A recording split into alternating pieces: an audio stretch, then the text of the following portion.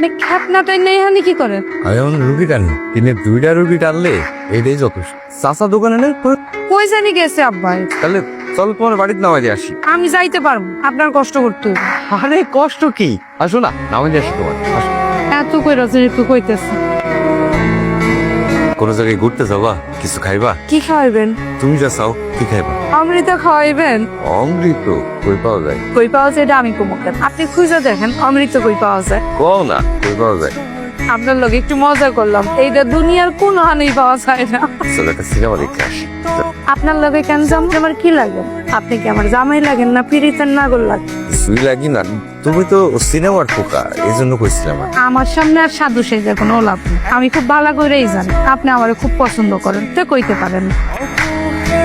এই যে ভাই, ভাই শুনছেন? আমাকে একটু সাহায্য করবেন, আমি অনেক বিপদে আছি ভাই, একটু সাহায্য করবেন। আরে আপা সারাদিন কাজ করে ঘুমাইছি, আমি হেল্প করেন না তো পারুন না। সাহায্য নিজের পেটে ভাত নাই, সাহায্য। আমি অনেক নিরুপায় হয়ে আসছি ভাই, একটু শুনেন না। আচ্ছা আপা, আপনি রাইত বিরাইতে এই বটতলায় হেল্প চাইতেছেন? কি হেল্প চাইতেছেন কোন তো আপা? ভাই ভাই আমার বাবা অনেক অসুস্থ ভাই, সেন্সলেস হয়ে পড়ে গেছে আর অক্সিজেন স্যাচুরেশনও কমে গেছে। ঘন্টা আগে যে অ্যাম্বুলেন্স কল দিছি, আসার কোনো খবরই নাই ভাই। অ্যাম্বুলেন্স আইবো কেমনে, সামনে রাত তো কাটা। তা তাইলেও ভাই ভাই আমাকে তো বাঁচাতে হবে। ভ্যানটা নিয়ে চলেন না সারাদিন অনেক কাটাকাটি করছি আপা, আমি পারুন না, ঝামেলা করে না আপা, অন্য কাউরে দেন না। ভাই। আপনার বাবা মা হলে এরকমটা বলতে পারতেন। চলেন যাই।